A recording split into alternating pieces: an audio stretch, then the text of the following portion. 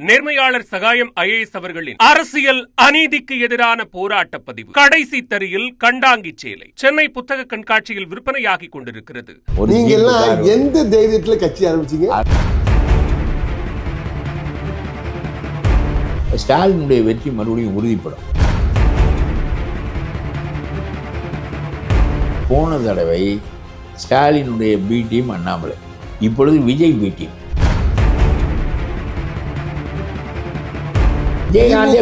யாரெல்லாம் எதிர்ப்பு வந்தா உடனே அவங்க பி டீம். நீங்க ஒரு சார்பா இருக்கிறதுனால உங்களுக்கு ஒரு தைரியம் இருக்கும் இல்லையா கட்சி ஆரம்பிக்கிறதுக்கு? எல்லாரும் ஆரம்பிச்சாங்கன்னு ஆரம்பிச்சு விட்டு கட்சி ஒரு இடைத்தேர்தல் நிக்கல. சரி, 2026 எந்த கட்சியோட கூட்டணி?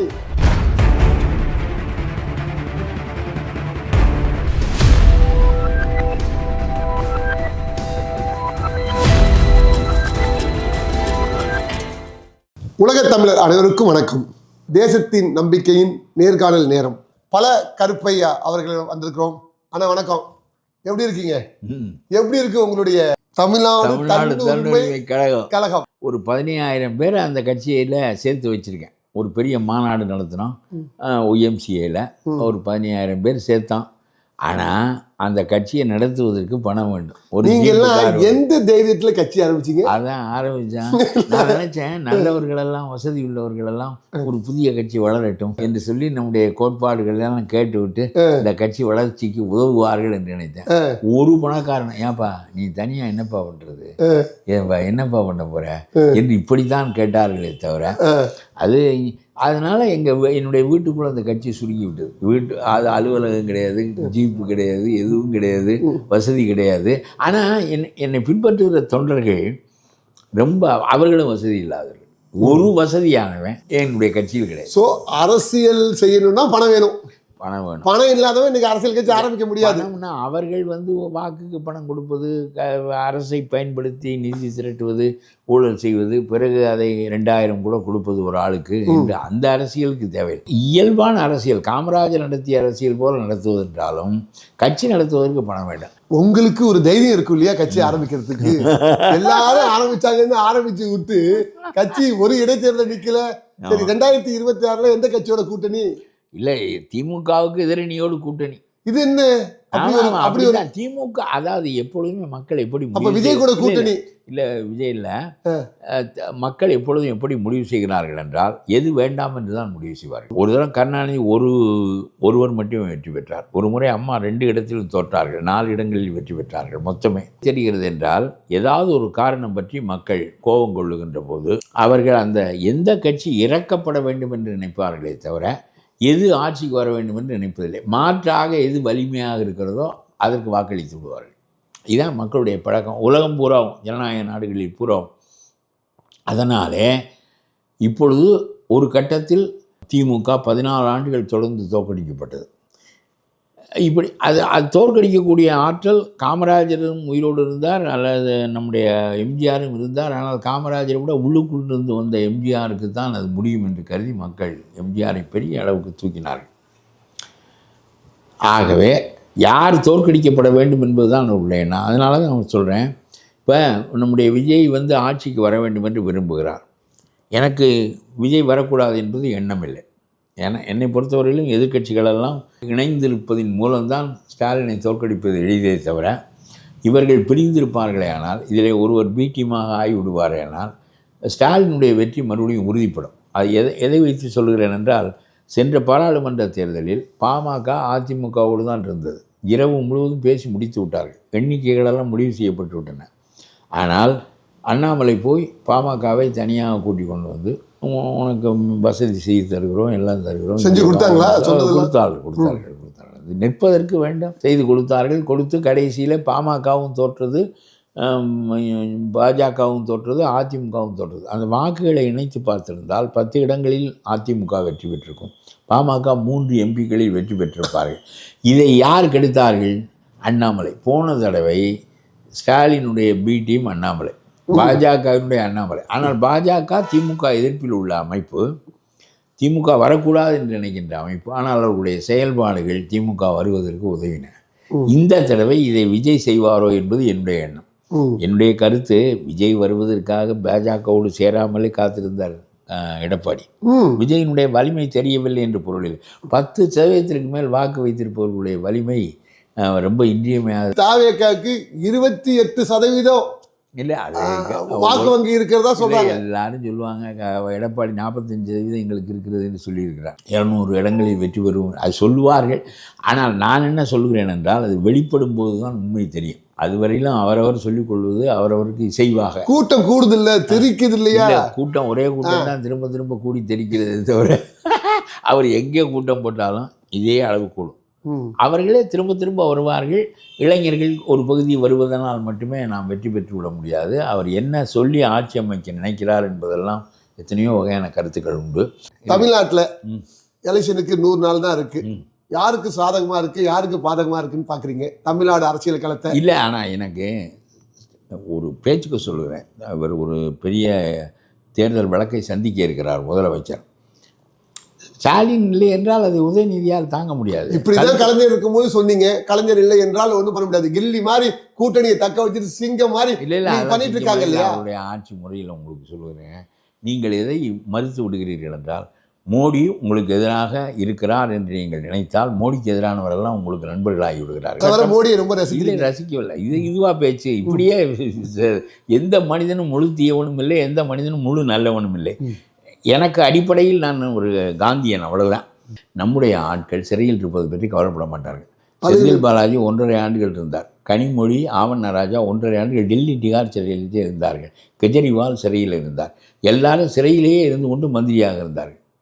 இது ரொம்ப அசிங்கமானது. இதை நம்முடைய சட்டம் எழுதியவர்கள் எதிர்பார்க்கவில்லை. ஆகவே நம்முடைய சட்டம் தோற்றுவிட்டது. இவர்களை தண்டிக்கக்கூடிய ஆற்றல் அதற்கு இல்லை. அதனாலே சட்டத்திற்கு குறுக்காக மோடி செய்த சட்டம் நியாயம் என்பது என்னுடைய கருத்தில்லை. மோடி செய்த சட்டம் பிடிச்சிருக்குன்னு சொன்னீங்களே, அதான் இல்லை இல்லை, நியாயம் என்பது என்னுடைய கருத்தில்லை. ஏன் பிடித்திருக்கிறது என்றால், இந்த பாம்பை கொல்ல வேண்டும். அதனுடைய நச்சுப்பல்லை பிடுங்கி விட்டால் பாம்பு நெடிய புழுவாகிவிடும். நான் சொல்கிறது தெரியுதா? அப்புறம் அந்த பாம்பால் நீ மந்திரியாகவே இரு, என்ன வேண்டுமானாலும் செய்ய. அவனுக்கு என்ன குறைனா, மந்திரியாக இருக்க முடியாதுங்கிறது தான் குறை. சிறைக்கு போவதை பற்றி குறையில்லை. சிறையில் போய் செந்தில் பாலாஜி மாதிரி சௌரியமாக இருந்தாலும் மந்திரியாக இருக்கிறது நம்ம அரசியல் ஆசைப்படுவோம். மந்திரியாக இருக்கிறது தான் முக்கியம். மந்திரி தான் அதிகாரம்.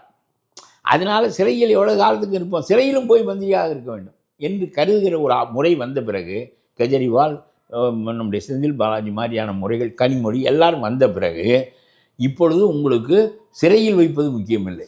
பழைய காலத்தில் தப்பு செய்தவனை சிறையில் வைப்பது முக்கியம். இப்போ சிறையிலேயே அவன் மந்திரியாக இருப்பான் என்று சொன்னால், அதற்கு சட்டத்தில் வசதி இல்லை என்று சொன்னால், அவனுடைய நச்சுப்பல்லை பிடுங்குவதற்கு இத்தகைய அதிரடியான சட்டம் தேவைப்படுகிறது. இது அதிரடியான சட்டம் என்று சொல்கிறேன்.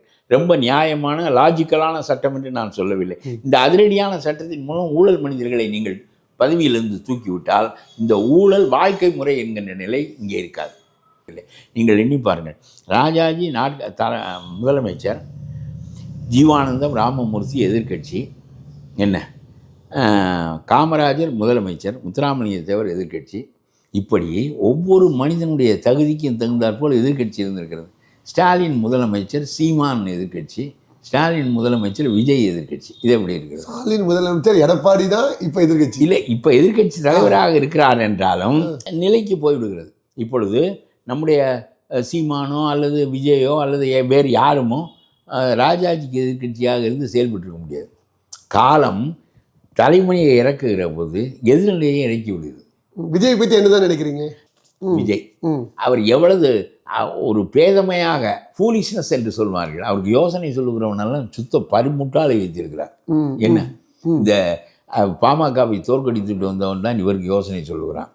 அதனாலே அன்புமணி ராமதாஸுக்கு இருக்கிற செல்வாக்கு வேற, விஜய்க்கு இருக்கிற செல்வாக்கு வேற. ஆனா அந்த கட்சியை எப்படி அவர் தோற்கடித்து அவரை முதலமைச்சர் ஆக்க முடியும் என்று சொன்ன ஆள் தான் இவரை முதலமைச்சராக வந்திருக்கிறார். அவரை முதலமைச்சர் ஆக்க முடியுமா என்று அவரிடம் சொல்லி இருக்க வேண்டும். ஐயா, அவரை முதலமைச்சர் ஆக்க முடியாதுன்னு அவருக்கே தெரிஞ்சிருக்கும், இவரை முதலமைச்சர் ஆக்க முடியும்னு இவருக்கும் தெரிஞ்சிருக்கும். ஏங்க, பணமெல்லாம் வாங்கிக்கணும், மாற்றம், முன்னேற்றம், அன்புமணி என்று சுவரட்டியெல்லாம் அடித்து அவருக்கு அந்த ஆசையை ஊட்டி கடைசியில் தோற்ற பிறகு ஒன்றால் முடியவில்லை என்று சொல்லிவிட்டு வெளியே வந்து இப்போ இவரால் முடியும் என்று சொல்லுகிறாரே, இவருக்கு நான் சொல்லுகிறேன், இவருக்கு என்ன சிரமம் என்று. வாக்காளர் பட்டியல் ஊழலானது, இப்பொழுது இவர்கள் கடைப்பிடிக்கிற முறை ஊழலானது. இது நமக்கு வேண்டிய வாக்குகள் எல்லாம் பறித்து நம்மை தோற்கடிப்பதற்கு செய்கின்ற முயற்சி என்று ஸ்டாலின் சொன்னார். நம்முடைய விஜயும் அதற்காக போராட்டம் நடத்தினார். நான் சொல்லுகிறேன், இப்பொழுது 90-95 லட்சம் வாக்குகள் நீக்கப்பட்டிருக்கின்றன. குளத்தூரில் போய் வேண்டியவனுடைய பேரில் வீட்டில் அவனுடைய முகவரியிலே நீ 88 பேர் ஒன்றாக சேர்கிறீர்கள். எப்படி அந்த வீட்டிலேயே 8 பேர் தான் இருப்பான். ஒரு ஓட்டு தானே போட முடியும். அங்கே போட்டுவான். அப்புறம் தேங்காய் எண்ணெயில் மைய அழிச்சுட்டு வர வேண்டியது தானே. 8 மணிக்கு போய் தேங்காய் எம்எல்ஏ நின்று இருக்கீங்க, அதான் செய்வார்கள். இங்கே பாருங்க, நல்ல கொதன்னு தேங்காய் எண்ணெயை தலையில் தேய்த்து கொண்டு போய்விட்டால் இந்த அம்மா பொட்டு வச்ச உடனே அந்த சாவடிக்குள்ளே போகிறான்ல, அப்படி தேய்ச்சா முடிஞ்சு போச்சு. கள்ள ஓட்டு எப்படி போடுறதுன்னு அதான் கள்ள ஓட்டு தானே போட்டார்கள். அப்புறம் குளத்தூரில் எத்தனை பேர் வாக்காளர்கள் எப்படி வந்தார்கள்? 89. இப்பொழுதுதான் வாக்காளர் பட்டியல் முதல் முறையாக திருத்தத்திற்கு வருகிறது. ஆதார் கார்டுகள் ஒரு மனிதனுக்கு வேண்டும் என்று சொல்லப்படுகின்ற காலத்தில் அவனுடைய ஓட்டர் லிஸ்ட்டும் முறைப்படி திருத்தப்பட வேண்டும் என்று அரசு முயல்கிறது. இதற்கு என்ன இவர் சொன்னார்? முஸ்லீம்களின் பெயர்களெல்லாம் நீக்கப்பட்டு விடும் என்று சொன்னார். 8% உள்ள முஸ்லீம்கள் 80 லட்சம் பேர் தமிழ்நாட்டில் இருக்கிறார்கள். இவருடைய பெயரை நீக்க முடியுமா? இப்பொழுது நீ சொல்ல வேண்டும், இத்தனை முஸ்லீம்கள் நீக்கப்பட்டிருக்கிறார்கள், சொல் பார்ப்போம். நான் உனக்கு ஓட்டு போடுகிறேன், நீ சொல். பொய்யை தவிர வேறு ஒன்றும் இல்லாமல் நீ அரசியல் நடத்தினால் நான் சினம் கொள்வதில் என்ன இருக்குது? உங்களுக்கு மோடியை எதிர்ப்பதற்கு அவர் வேண்டும். எனக்கு மோடி என்பதல்ல பிரச்சனை, நியாயம் என்பது பிரச்சனை. மோடியை சேர்ந்தவனும் இல்லை, நான் அவரோடு இந்துத்துவாவில் பழகியவனும் இல்லை, அதல்ல முக்கியம். நான் சொல்லுகிறேன், 80 லட்சம் முஸ்லீம்கள் நீக்குவார்கள் என்று நீ பயமுறுத்தினாயே, இந்த முஸ்லீம்களை பயமுறுத்தி வைத்துக் கொள்கிறாய். சரி, அது ஒரு பக்கம் இருக்கட்டும். இதில் புரியாமல் நம்முடைய விஜயும் போய் இந்த சருக்கு போராட்டம் நடத்தினார். இப்பொழுது இவர் வெளியே வந்து பேச வேண்டும். நாங்களெல்லாம் உங்களுடைய வாக்குகளை பாதுகாத்தோம், உங்களுடைய வாக்குகள் போக இருந்தன, போகாமல் காத்தது நான் சொல்ல முடியுமா? உன்னால் யாருடைய வாக்கு போனது என்று கேட்க முடியுமா? ஒரு மனிதன் போகட்டும், என்னுடைய இந்த முகவரியில் நான் இல்லை என்பதற்காக எனக்கு வாக்கு கிடைக்கவில்லை என்றால் அந்த முகவரிக்கான ஆதார் கார்டோடு போய் இப்பொழுதும் கிடைக்கும்.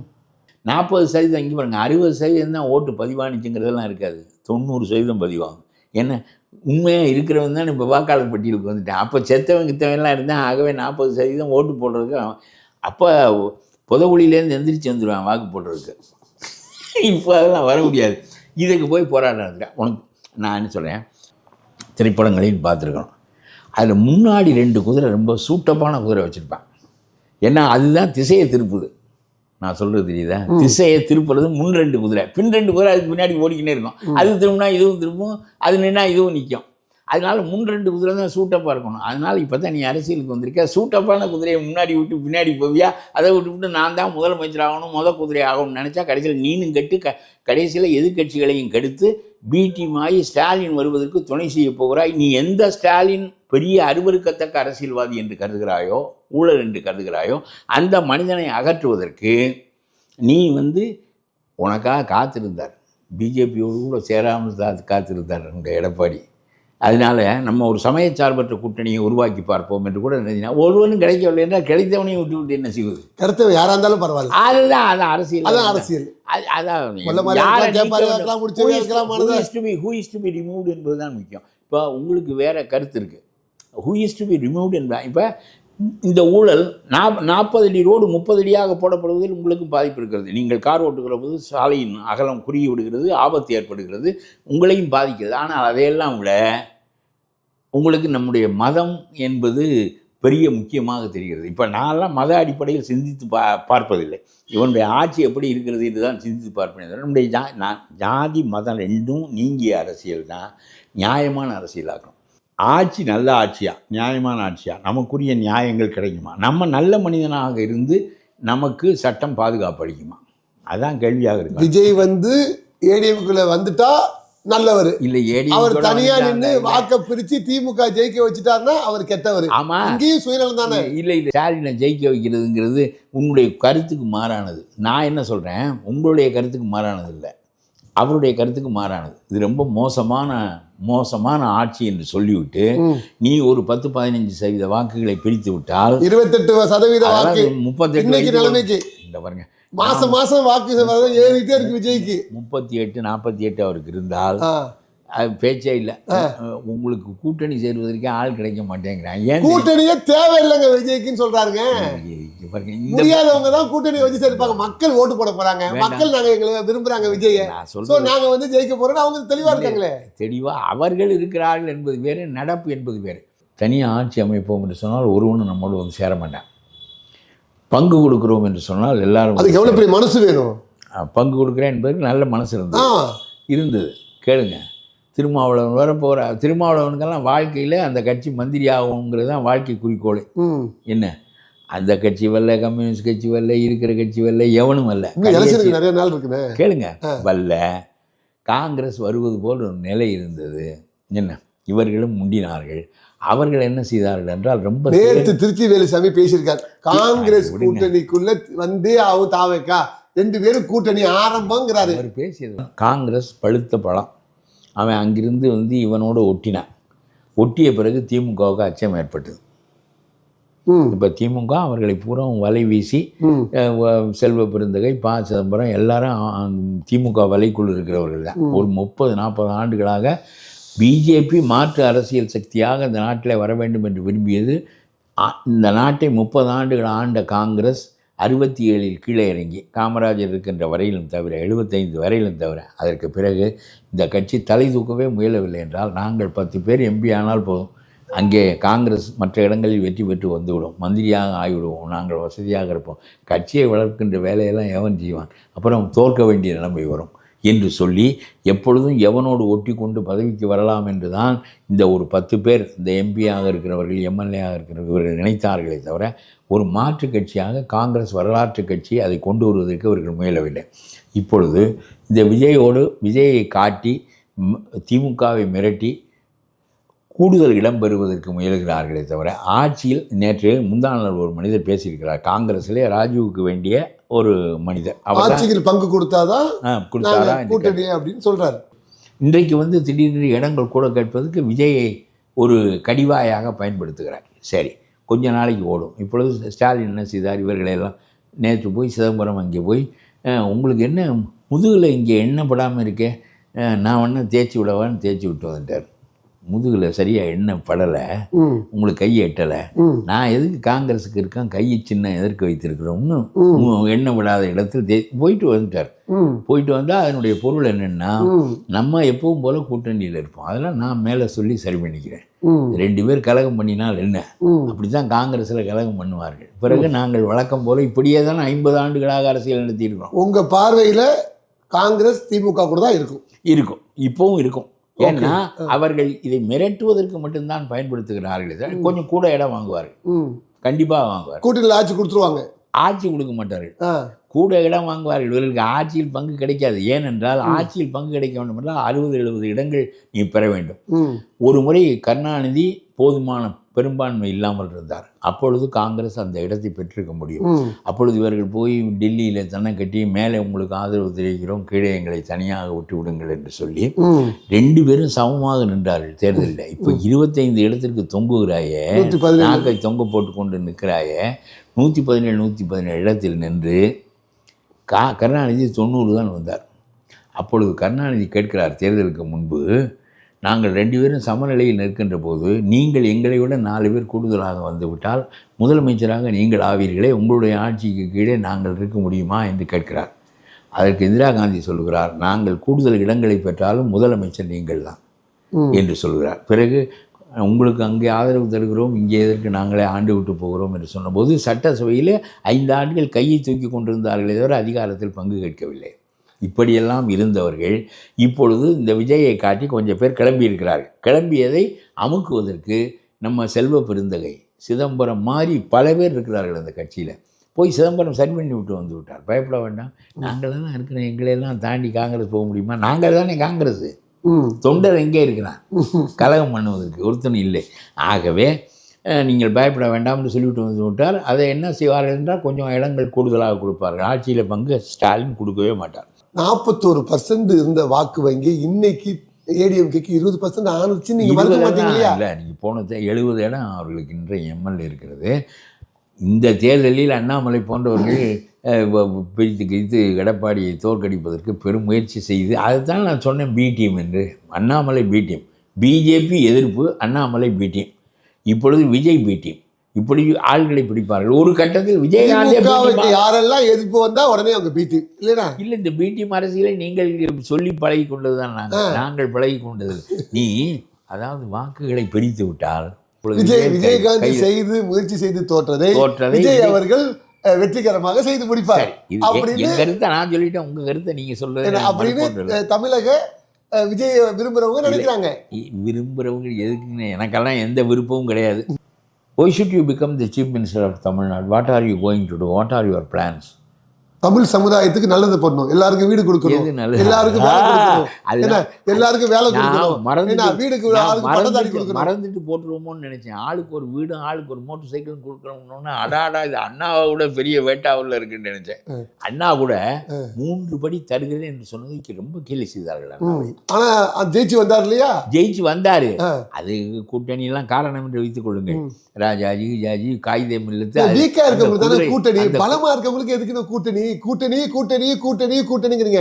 கூட்டணி வச்சு தோத்த வரலாறு இருக்கு, கூட்டணியே இல்லாத ஜெயிச்ச வரலாறு. சரி, அப்படி ஜெயிப்பது பற்றி எனக்கு மாறிப்பு இல்லை. ஏனென்றால் என்னுடைய கருத்து, இவர் தன்னந்தனியாக அவனை வீழ்த்தி விடுவார், கோலியத்தை வீழ்த்தி விடுவார் என்று சொன்னால் என்ன, எனக்கு அதில் ஹெர்குலிஸ் வெற்றி பெற்று விடுவார்கள். எனக்கு மறுப்பு ஒன்றும் இல்லை.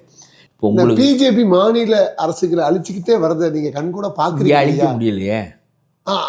அதனாலதான் ஒட்டுமொத்த உக்கிரமும் இங்க வச்சு ரொம்ப காலமா 100 ஆண்டு கட்சி இது. தமிழ்நாட்டில் வேறுபடுப்பதற்கு சிரமமாக இருப்பதற்காக ஒவ்வொரு இடத்துலயும் தமிழ்நாடு மத அடிப்படையில் சிந்திக்கின்ற நாடு இல்லை, வடநாடு மத அடிப்படையில் சிந்திக்கின்ற நாடு. சரியா? அதனாலே திராவிட மண் தமிழ் மண் ரெண்டும் செல்லாம். நான் திராவிட மண் என்பதற்கு மறுப்பு இல்லை, நாம் திராவிட இனம் என்பதற்கு அவ்வளவு சீக்கிரம். ஆனாலும் பயம் இருக்கு இல்லையா? ஒவ்வொரு மாநில கட்சியை அழிக்கிறாங்க. நம்ம விஜய் ஒரு ஒளி எனக்கு வழிகாட்டும் என்று சொல்லிவிட்டார். அது வருமானால் எனக்கு பேச்சில்லை. இயேசு வழிகாட்டினால் இந்த நாடு விண்ணரசாக ஆகிவிடும். நான் அதில் ஒன்று மறுப்பே கிடையாது. ரொம்ப வியக்கத்தக்க இறைமகன் அவர். இப்போ நீங்கள் சொல்கிறீங்களே, நீங்கள் கிட்டத்தட்ட ஒரு 60 வருஷம் அரசியலை பார்த்துட்டீங்க, ஆட்சியை பார்த்துட்டீங்க, பல்வேறு அரசியலை பார்த்துட்டீங்க. இந்த நாட்டில் லஞ்சமும் ஊழலும் ஒழிக்கப்படணும்னா நீங்கள் என்ன நினைக்கிறீங்க? ஒரு அரசாங்கத்தில் போய் ஒரு சாமானிய மனிதன் அவனுக்கு வேண்டிய சான்றிதழை வாங்கணும்னா இந்த அரசு அதிகாரிகள் லஞ்சம் வாங்குறாங்க அப்படிங்கிறது உங்களுக்கு நான் சொல்லி தெரிய வேண்டியதில்லை. நாங்கள் டெய்லி பல விஷயத்தை பார்க்குறோம். லஞ்சம் லஞ்சம் லஞ்சம் லஞ்சம் லஞ்சம். இல்லை நீங்கள் கேட்டது சரியானது. இது பிறப்பு சான்றிதழுக்கு காசு கொடுக்கணும், இறப்பு சான்றிதழுக்கும் காசு கொடுக்கணும், எல்லாம் கொடுக்கணும். இதெல்லாம் காமராஜ் காலத்தில் ரொம்ப அடிமட்டத்தில் டெலிவரி கிளார்க் இருக்கான்ல, இன்ஜினியர் கான்ட்ராக்டர் இருப்பாங்க. கான்ட்ராக்டர்கிட்ட காமராஜ் வாங்க மாட்டார், காங்கிரஸ் வாங்காது, யாரும் வாங்க மாட்டார். அந்த கான்ட்ராக்டருக்கு என்ன தொகை கரெக்டாக போடணுமோ, அரசாங்கத்துக்கும் மக்களுக்கும் எது நல்லதோ அதுபடி தான் போடுவாங்க. இவன் என்ன பண்ணுவேன், இன்ஜினியர் பயப்படுவேன், நம்மளை பதவியை விட்டு தூக்கிடுவார் காமராஜன். ஆனால் இந்த டெலிவரி கிளார்க்கு வாங்குவேன். டெலிவரி கிளார்க்கு 10 ரூபா அந்த செக்கு போட்டு வச்சு.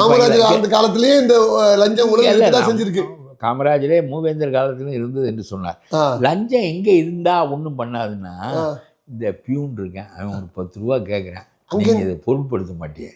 அது ஒரு ஏழையோட கண்ணீர் தானே அந்த 10 ரூபா. 10 ரூபா நானா ஒரு 40 அடி ரோட்டை 30 அடி ரோடா போடுறது, காடை அழிக்கிறது, மலையை அழிக்கிறது. நீங்கள் என்ன பெரிய ஊழல் செஞ்சால் தப்பு, சின்ன ஊழல் தப்பு. சின்ன ஊழல் தப்பில்லை என்பது கருத்து இல்லை. அந்த சின்ன ஊழல் உங்களை போக்காது. ஆற்றில் ஓடுகின்ற நீர் உங்களை அதில் கலந்து விட்டால் தப்பு வராது.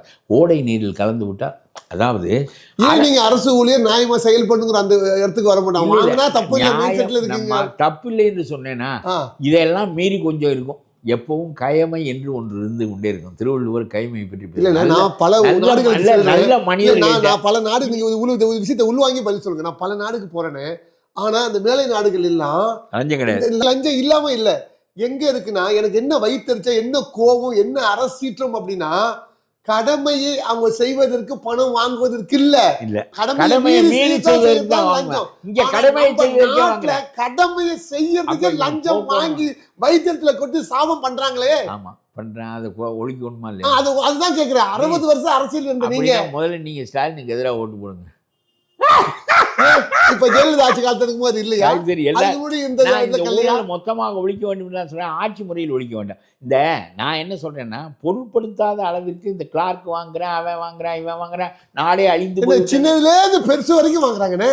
சின்னவன் சின்னதா வாங்குறான், நடுவுல மாதிரி வாங்குறான், உயரம் மாதிரி வாங்குறான், அதுக்கு தகுந்த மாதிரி வாங்குறான். செங்கல்பட்டு மாவட்டத்துல என்ன ஒரு பஞ்சாயத்து தலைவர் என்ன பண்றாருன்னா, ஒரு வீடு கட்டியிருக்கான் ஒருத்தவன்.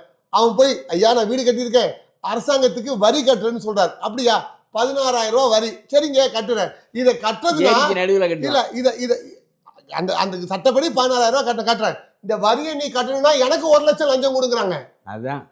சோ தமிழ்நாட்டுல வரியை கட்டுறதுக்கே லஞ்சம் அப்படின்னா ஒன்று சொல்றேன், அப்ப இந்த லஞ்சத்தை ஒழிக்கவே முடியாதா? எத்தனை லஞ்ச ஊழல் புகார் வேண்டுமானாலும் இந்த அரசு மேல சொல்லுங்க, அதற்கு மறுநாள் பதில் சொல்ல மாட்டார், வேறு ஒன்றுக்கு பதில் சொல்வார். சனாதனம் என்பார், அது என்பார், இது என்பாரே தவிர என்ன நேருவின் மீது குற்றச்சாட்டு, பொன்முடி மீது குற்றச்சாட்டு, ஏவா வேலுவின் மீது எந்த குற்றச்சாட்டு வந்தாலும் அதற்கு இவர் பதிலே சொல்ல மாட்டார். குற்றச்சாட்டு தானே, நீதிபதி தண்டனை வந்தா பதில் சொல்ல போறாரு. தண்டனையே வராது நம்முடைய சட்டப்படி. 30 ஆண்டுகளுக்கு இந்த வழக்குகளே முடியாது. ஸோ இறுதியாக கேள்வி, 2026 தேர்தல் எப்படி இருக்கும்?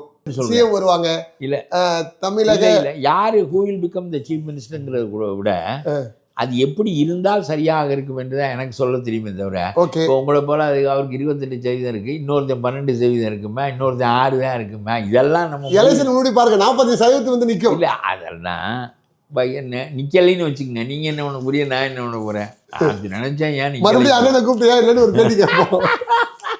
அதனால அதுல எல்லாம் தமிழ்நாடு தன் உரிமை கழகத்தோட நிலைப்பாடு 2026 எவ்வளவோ நிலைப்பாடு இருக்கு. நாங்க புத்தகம் அடிச்சிருக்கோம், கொள்கை புத்தகம்.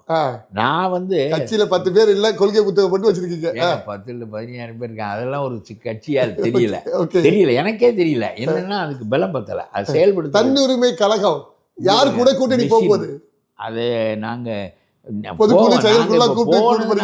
கூட்டணி இல்ல எங்க தொகுதியில நிக்க போறீங்க, பலக்கற்பையா எந்த தொகுதியில நிக்க போறாரு, இல்ல அரசியல் கட்சி தலைவரே ஏதாவது தொகுதியில நிக்கணும் இல்லையா? தீங்கு அகல வேண்டும் என்பதுதான் முதல் நோக்கம். நான் என்னவா வர்றேங்கிறது இப்போ முதல். அவன் 3 பஸ் வச்சிருக்கவன், 3 பங்களா வச்சிருக்கேன், 3 வைப்பாட்டி வச்சிருக்கேன், அவ்வளவு வருமானம் வருது. அதுல 3 பங்களா வச்சிருக்கேன், 3 வைப்பாட்டி வச்சிருக்கேன். நீ வந்து 19,000 பஸ்ஸை வச்சுக்கணும், பேருந்து வச்சுக்கணும், 48,000 கோடி கடனை வச்சிருக்க. எதனாலன்னா நீ சொல்லுவ பெண்களுக்கு இலவசம் கொடுக்குறோம், மாணவர்களுக்கு இலவசம், அதுக்குள்ள பணத்தை கொடு, அது ஏன் நட்டத்தில் இருக்கணும்? நீ எல்லாவற்றுக்கும் நட்டத்துக்கு கணக்கு கொடுக்குறீல்ல, அது மாதிரி இதுக்கும் பணம் கொடு. எத்தனை பேருக்கு தமிழ்நாட்டில் எல்லாருமே இலவசமாக பேருந்தில் போகலாம் என்று கூட அதுக்குரிய பணத்தை கொடு. அந்த பேருந்து நட்டத்தில் விடக்கூடாது, அந்த நிறுவனத்தை நட்டத்தில் வைக்கக்கூடாது, நிறுவனத்தை நட்டத்தில் வைக்கக்கூடாது. எந்த நிறுவனமும் நட்டத்தில் இருந்தால், இப்போ ஏர் இண்டியா விட்டு விட்டான்ல மத்திய அரசாங்கத்தில், அது டாட்டா வாங்கிட்டாருப்பா. இப்போ இண்டிகோக்காரன் மிரட்டுறான், அவன் தான் நம்பர் 1, அவன் மிரட்டுறான், பல நாட்களுக்கு நிறுத்திவிட்டான். இப்போவும் அவனை இறக்குறதுக்கு விலையை இறக்க முடியல. இப்போ எல்லாம் 10,000 ரூபாய் குறைஞ்சி மாதிரிக்கு போக முடியாது. இப்போ 15 ரொம்ப விலையை கூட்டி வச்சுருக்காங்க. ஏன்னா மனாப்பலியினுடைய தன்மையே அதுதான். அதனால நான் என்ன சொல்கிறேன், பல பேர் கொடு, இந்த டிரைவர்களுக்கு கொடு, கண்டக்டர்களுக்கு கொடு, அவனை பேங்க்கு கடன் வாங்குறதுக்கு ஏற்பாடு பண்ணு, அவன் நடத்துறதுக்கு தைரியமாக வர்றவெல்லாம் நடத்தட்டான். அல்லது வச்சிருந்த மனிதர்களெல்லாம் அப்படியே அந்த சம்பளத்துக்கு அப்படியே நீ எடுத்துக்கொண்டாலும் தருவேன்னு சொல்லு. ஒன்றும் இல்லை, அதுக்கு நான் ஒவ்வொரு ஆண்டு நட்டம் கொடுத்துக்கினே இருப்பேன், நாங்கள் வரி கொடுத்துக்கினே இருக்கணும். நீ டாஸ்மார்க்கை தவிர வேறு எதுலேயும் லாபம் கிடையாது. டாஸ்மார்க்கில் நீங்கள் தின்னது போக, செந்தில் பாலாஜி விட்டு திட்டங்கள் போக, பாட்டிலுக்கு 10 ரூபா அடித்தது போக இவ்வளவு வருது. மற்ற எதுவும் ஆவின் நட்டம், கூட்டுறவு நட்டம், எலக்ட்ரிசிட்டி நட்டம், பஸ் டிரான்ஸ்போர்ட் நட்டம், எதுலேயும் அட்மினிஸ்ட்ரேஷன் கிடையாது. நீ தனியாக நடத்த முடியாது. ஏன்னா நீ ஒரு ஐஏஎஸ் அதிகாரியை போட்டு டிரான்ஸ்போர்ட்டை நடத்துவேன், அவன் சாதாரண ஆள் 5வது படிச்சுவேன், உங்களை மாதிரி உள்ளவன், நீங்கள் 5வது இல்லை, உங்களை மாதிரி ஒரு தனியாக ஆண்டர்பிரனர் போய் அதை ஒழுங்காக நடத்தி அதுக்கு லாபம் கொண்டாந்துருவேன். நான் ஒப்பிட்டு இதுக்கு தான் சும்மா பேச்சுக்கு தான் சொல்கிறேன். 3 பஸ்ஸு வச்சுருக்கவனுக்கு லாபம், 3 வீடு கட்டுறாங்க, 3 வைப்பாட்டி வச்சுக்கிறேன், அப்போ எவ்வளோ பணம் இருக்கணும்? கரெக்டு. அப்போ நான் 19,000 வண்டி வச்சிருக்க அரசாங்கம் எவ்வளவு செல்வ செழிப்போடு இருக்கணுங்கிற அந்த ஆதங்கம். அதெல்லாம் எதுவும் மால் அட்மினிஸ்ட்ரேஷன், எந்த புதிய திட்டங்களும் இல்லை, யாரும் இல்லை, போனோன்னா படம் அடிக்கலாமாங்கிற நர்ஸு வேலை. இது ஒன்று மட்டும் சொல்லிவிட்டு முடிச்சுப்போம். நர்ஸு 19,000 நர்ஸுகள் வெளியே இருக்காங்க, உள்ள 19,000 நர்ஸ் இருக்காங்க. நாட்டில் உனக்கு இன்னும் மருத்துவமனை கட்டணும். என்னுடைய கருத்து அப்பல்லோக்களும் காவேரிகளும் ஒழிய வேண்டும். நியாயமாக கல்வியும் மருத்துவமும் மட்டும் அரசாங்கம் கொடுத்தால் போதும், வேறு ஒன்றுமே தர வேண்டாம். வேறு ஒன்றும் நீ இலவச பஸ்ஸெல்லாம் தர வேண்டாம். நான் எப்போ போனாலும் 1/2 மணி நேரத்தில் வைத்தியம் பார்த்துக்கிட்டு வர வேண்டும். காலையில் போயிட்டு மத்தியானம் டாக்டரை பார்த்து அப்புறம் மருந்து வாங்குறதுக்கு 3 மணி நேரம் நின்று. இது எதுக்காக? ஆஸ்பத்திரிகள் போதாதவை, நர்ஸுகள் இல்லை, டாக்டர்கள் போதுமான அளவு இல்லை, ஓவர்லோடு. அதனால் மருத்துவர் எரிச்சல் அடைகிறான். என்ன அவனுக்கு போதிய சம்பளம் நீங்கள் கொடுப்பதும் இல்லை, தனியாரிடம் போவோம், நிதி இல்லையே தமிழக அரசு. இல்லை, இருக்காது. உனக்கு இதை நடத்தாமல் விடவும் மாட்டேன். ஆகவே மருத்துவமும் கல்வியும் இலவசமாக தரமாக நீ கொடுத்தால், இப்ப கொடுத்துட்டு இருக்காங்க. தரமாக கொடுத்தால் 45% பள்ளிக்கூடங்கள் 55% இருக்குது, 45% தனியார்ட்ட இருக்குது. அப்படின்னா உங்க லட்சணம் என்ன? நீ நடத்துகிற லட்சணம் கல்வி இலவசம், மருத்துவம் இலவசமாக இருக்கு. இல்லை, நீ இலவசமாக கொடுக்கல, அதுக்குன்னு போகிறேன். இலவசமாக கல்வி கொடுக்குறேன்னா அதுக்குன்னு போகிறேன். நான் இலவசமாக பஸ் வச்சுருக்கேன்னா இலவச பஸ்ஸுக்கு ஏறுறவன் தான் ஏறானே தவிர. ஆகவே இது எல்லாம் ஒன்றால் நடத்த முடியாது. ஏன்னா பூரா ஊழல். அப்புறம் இது பூரா வரிப்போ மக்கள் 9 லட்சம் கடன் வச்சுருக்காங்க. 75 ஆண்டுகளாக தமிழ்நாட்டினுடைய கடன், அதாவது யார் தொடங்கி ராஜாஜி தொடங்கி எடப்பாடி வரையிலும் 5 லட்ச ரூபா கடன், 5 லட்சம் கோடி. இந்த 4 ஆண்டுகளில் 4 லட்சம். அவ்வளோ வளர்ச்சி திட்டம் கொடுத்துருக்காங்க. அவ்வளவு வளர்ச்சி. இந்த கடன் இந்த கடனை எடுத்து என்ன செய்தார்கள்? வளர்ச்சி திட்டம் கொடுத்துருக்காங்க இல்லையா? எத்தனை திட்டம் கொடுத்துருக்காங்க தமிழ்நாட்டுக்கு? அதெல்லாம் கிடையாது. பூரா ஊழல் செய்வதற்கு எல்லா பேர்லையும் தலை மேலேயும் கடனை ஏற்றி வைத்து விட்டு, என்ன இவருக்கு அட்மினிஸ்ட்ரேஷனும் தெரியாது, கொள்கை அடிப்படையும் தெரியாது. ஏதோ ஒரு அப்பாரட்டஸ் இருக்குது, உனக்கு ஒரு எந்திரம், கட்சி எந்திரம் இருக்குது. இந்த கட்சி எந்திரத்தை பழக்கி வச்சுருக்கீங்க. ஒரே ஒரு வெற்றி தான் இவருக்கு தெரியுது. இவர் பெரும் அடி அடிக்கிற போது மந்திரியெல்லாம் துடைப்பங்க இவருக்கு கொடுக்கணும், மிச்சத்தை அவங்க வச்சுக்கணும். எல்லா மந்திரியும் கொடுக்கணும், கப்பம் கட்டணும். அப்புறம் இவர் என்ன செய்வார்? தீபாவளிக்கு தொண்டனுக்கெல்லாம் 50,000 கொடுப்பார், வேட்டி சட்டை கொடுப்பார், எல்லாம் கொடுப்பார். கட்சி பூராவும் என்ன நீங்கள் அடிக்கிறியே, நான் எப்படி அடிக்கிறதுன்னு கேட்டால் உனக்கு தரேன் வச்சுக்க.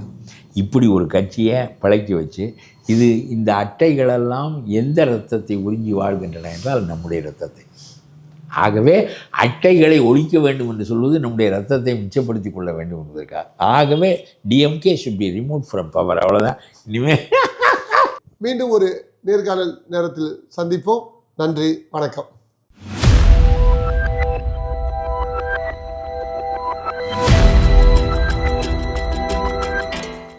பொதுநலம் ஒன்றையே குறிக்கோளாக கொண்டு பொதுவுக்காய் வாழும் பொது உடைமை தலைவர் தோழர் நல்லக்கண்ணு ஐயா இந்த புத்தகத்தை வெளியிடுகிறார்.